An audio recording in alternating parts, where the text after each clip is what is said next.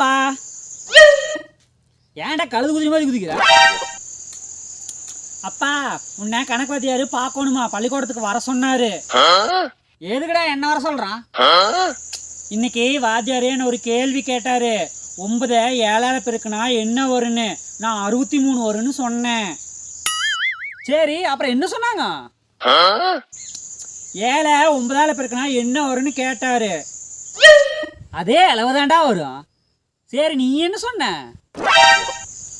அதே தான் நானும் சொன்னேன். உன்னை வந்து பார்க்க சொல்லிட்டாரு.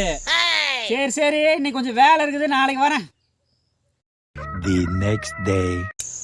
அப்பா பள்ளிக்கூடத்துக்கு வந்து வாத்தியார பாத்தியா? இல்லடா நாளைக்கு வரேன். சரி நாளைக்கு கணக்கு வாத்தியார பார்த்துட்டு அப்படியே பிடி வாத்தியாரும் பார்த்துரு. எதுக்குடா?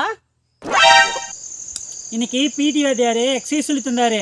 அப்ப சோத்தாங்கையை தூக்க சொன்னாரு, தூக்குனேன். அப்படியே ஒட்டாங்கையை தூக்க சொன்னாரு, தூக்குனேன். அப்படியே 2 கையும் தூக்கிட்டு சோத்தாங்களை தூக்க சொன்னாரு, தூக்குனேன். அப்புறம் மறுபடியும் ஒட்டாங்களை தூக்க சொன்னாரு. 2 காலையும் தூக்கிட்டு எப்படி நினைக்க முடியும்? லூசாடாவன். அதுக்கு நீ என்ன பண்ண? அதே தான் நானும் சொன்னேன்.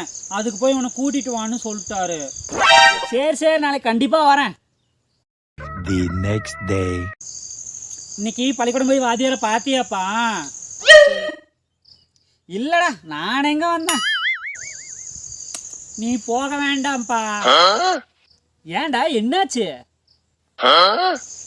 இன்னைக்கு ஹெட் மாஸ்டர் ரூமுக்கு வர சொன்னாங்கன்னு போனேன்னா அங்க கணக்கு வாத்தியாரு, பிடி வாத்தியாரு, அறிவியல் வாத்தியாரு 3 பேரும் இருந்தாங்க.